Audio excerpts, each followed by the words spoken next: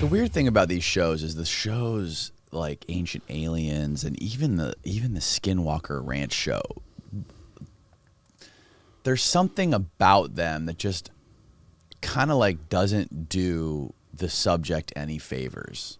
Like I'm sure it gets people interested to an extent, but the fact that it's like I've watched them and I've been involved in creating television, and there's so much manufactured drama in those shows, especially the Skinwalker Ranch show.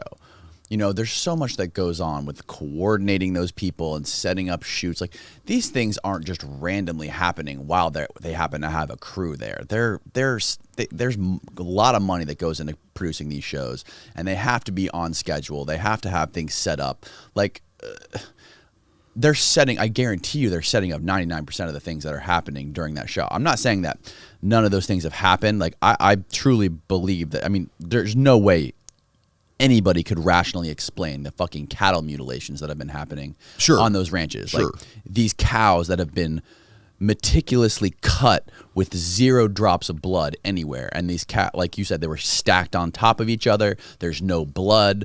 The organs were removed perfectly with precision, like some sort of surgeon mutilated these cows. Sure, like there's no way of explaining this stuff. But these shows, the TV shows, and dramatizing it like that and having these things set up, just from my understanding of how television production works, it's like I can't take it seriously. I have to see like my whole thing is why isn't the real scientific community, like the real scientists and researchers out there, why aren't they debunking the shit out of Skinwalker Ranch? Sure. Well, I mean, listen. Look at Travis. Travis Walton. This is Travis. What the heck's his last name? He's a PhD. He's a scientist. Mm-hmm. He comes from a heavy background in this whole thing, and he's the one who got invited to Skinwalker Ranch. And he initially said, "Look, I thought I was going to get out there, and I'm going to tell these guys, hey, here's what's really going on. This phenomenon that's happening. It's not this covert, secret, anything. There's a reasonable explanation for all of what's going on." He goes from one of the first guys I met here. He said one of the first things they told us we couldn't do was dig on the ranch. Mm. Can't dig on the ranch. Can't dig on the ranch.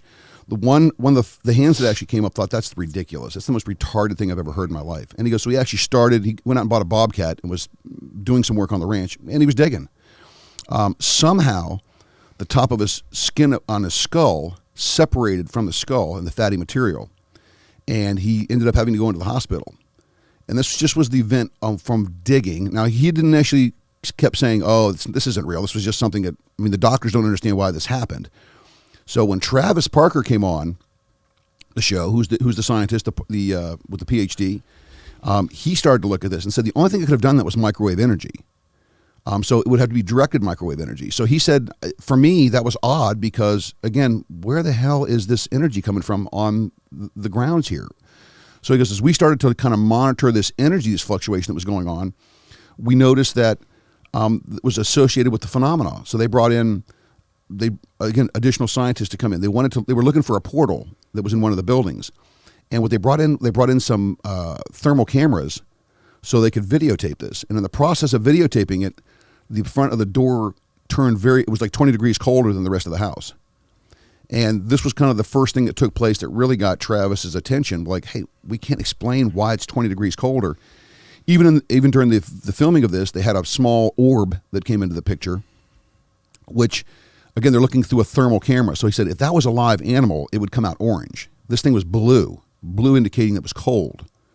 So he said, I don't know what would be able to travel like that through the air and not have a color other than something that was cold.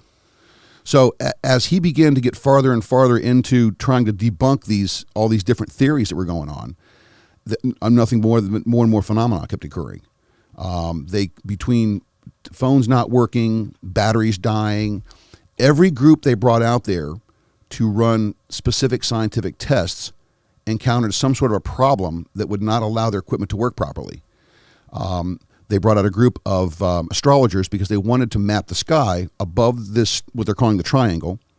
And so they bring these guys in with all this heavy, super complicated equipment to map out the skies. And for some reason, when they pointed their cameras, these big telescope cameras, into this mile-high area, they could not get a reading on any of the stars. It would not allow them to read the stars. So every time some event took place, there was something that was blocking it that would not allow it to happen. The guy said, this has never happened before. This has never happened before. I don't know what's going on. I'm trying to get a copy of the stars so that the telescope knows where we're at.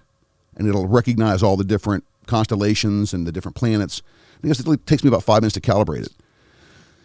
Now, if you moved it away from this area that they were videotaping, he goes, I didn't have any problem. I could get a lock on it right off the get. But it was like there was something blocking the actual video there. So again, Travis being there is trying to figure out, hey, what is causing this? So the phenomena continued to get bigger and bigger until they ended up doing some ground penetrating radar and found something underground. They didn't know what they were looking at. They decided, hey, we're gonna start drilling. So they decided to drill into the mesa. As they drilled into the mesa, these strange phenomena began to happen, and they pulled out this metal. And they initially didn't know what the metal was, but they pulled it out in chunks, hundreds of pieces. And they decided to send him off to one of the universities there in Utah to have a metallurgy done to figure out what it was. Mm-hmm. And the guy came back and said, dude, it's two things. It looks like a high-grade semiconductor material, but it also looks like the same stuff they put on the outside of the shuttle so that when it re-enters the atmosphere, it doesn't burn up. And he goes, so what would this be doing under a mesa in the desert in the middle of nowhere? Mm-hmm. So the plot just continues to get thicker and thicker with regards to what they're looking at. They also went back and viewed the film and saw this light that moved across the sky. And of course, the first question that came in, is that a portal? What is that thing moving across the sky it's just a white light, looks like it's flickering. And nobody could see it when they were originally just watching the video itself. They had to go back and review the actual video to see it on there. So whether it had cloaked itself or it was hiding in some sort of a manner where they couldn't see it originally.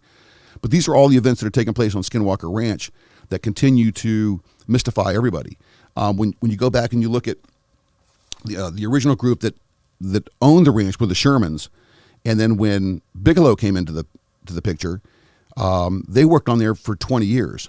Now there's some stories that they pulled up some metal. Bigelow owned it for 20 years? For 20 years, and worked with the federal government to try to figure out what was going on there. And I'm not sure what the process were for him to sell it from well, he only bought it for $200,000. I'm sure he sold it for millions. And again, that never actually comes up. But I'm sure. Listen, this was something that was phenomenal, and whoever wanted to learn more about this was going to buy the property. So obviously, I think he probably knew that as well. So I'm sure he got his investment back. Here's the thing about people like him. The guy, and this also ties into the TV show. Okay, the billionaire who bought Skinwalker Ranch from Bigelow, whoever owns it now, he's a fucking star of the show. And that's the thing about people with money. If they're not already in the spotlight or they don't have attention, they want attention. Like, sure. They're rich, now they want to be famous. So if I'm a fucking millionaire and I'm like, oh, I want some more, I want some more attention. I want a TV show. I want to buy this. This will be a perfect opportunity for me to get famous. Sure. So I'll buy Skinwalker Ranch, and now I'll have a fucking deal with Discovery, and I'll be the star of a TV show. And the guy's in every fucking episode of the show. Oh yeah. Now listen, Brian Frugal. He's the owner. He's a real estate mogul, big time. Obviously in Utah. His thing is they actually do a bio on him in the show when it first started because his interest was, like so many others, hey, what is it with this phenomenon? Where do we come from? Who's visiting us? And so I was really more interested in the dynamics of the events that took place on the Sherman Ranch.